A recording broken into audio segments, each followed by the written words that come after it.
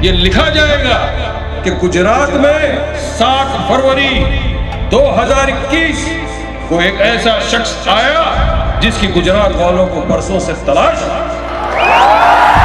संविधान की रक्षा की बात करता है, डेमोक्रेसी की बात करता है, डेमोक्रेसी में रहकर अपने राइट्स इस्तेमाल करने की बात करता है। जो आपकी मेरी तमाम मुस्लिमों की हक की आवाज है और उसका नाम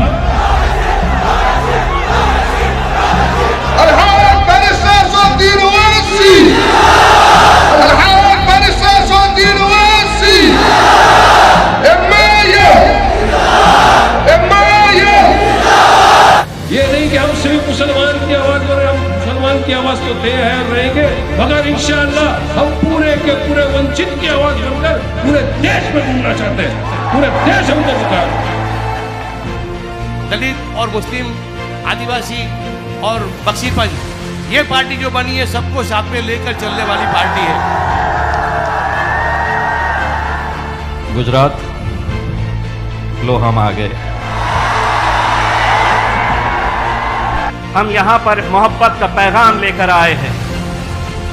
हम यहाँ पर दोस्ती का हाथ बढ़ाने के लिए आए हैं। तमाम जाति, धर्म और मजहब के लोगों को ये बताने के लिए आए हैं।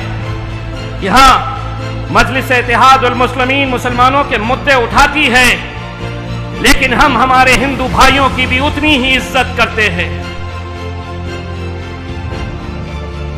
और हाँ, हम गूंगे मुक्के बहरों की जमात नहीं है। इस मुल्क में अगर कश्मीर से कन्याकुमारी तक अगर हमारे नौजवानों को किसी ने यह सिखाया है कि अगर इस मुल्क में जीना है तो सीना चौड़ा करके, सर ऊंचा करके चलना सीखो, अगर यह सीख किसी ने दी है तो मेरे खायद बैरिस्टर असदुद्दीन ओवैसी साहब ने दी है। ये 21 उम्मीदवार हमारे जो खड़े हुए हैं, इनके चेहरों के अंदर ये देखिएगा, कौन क्या है मैं नहीं जानता हूँ, किसे मैं पहचानता नहीं हूँ, लेकिन हर शख्स के अंदर तुमको असदुद्दीन ओवैसी साहब देखना है और अपनी मोहर असदुद्दीन ओवैसी साहब को लगाना है।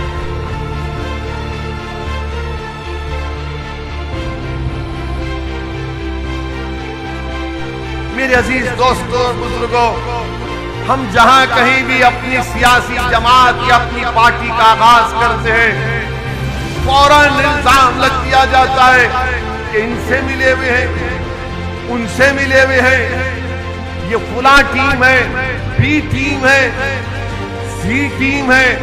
अरे दीवानों, याद रखो, दुनिया में कोई अभी तक पैदा नहीं हुआ जो पैसे की बुनियाद पर रसूलुल्लाह सल्लल्लाहु अलैहि वसल्लम के गुलामों के गुलाम और दरे मोहम्मद सल्लल्लाहु अलैहि वसल्लम के कुत्ते को कोई खरीद सके। दुनिया को दिखाने के लिए रिवर फ्रंट, मगर जो मुस्लिम और दलित इलाके हैं वहां पर पीने का पानी की लाइन नहीं, ड्रेनेज लाइन नहीं, फ्लाईओवर नहीं, और ट्रैफिक में घंटों गाड़ियां रुक जाती हैं। मगर मोदी जी कहेंगे गुजरात आओ, रिवर फ्रंट देखो। हम आपसे कहेंगे आओ हमारे घर को देखो, हमारे इलाकों को देखो जहां पर दलित और मुसलमान बसते हैं।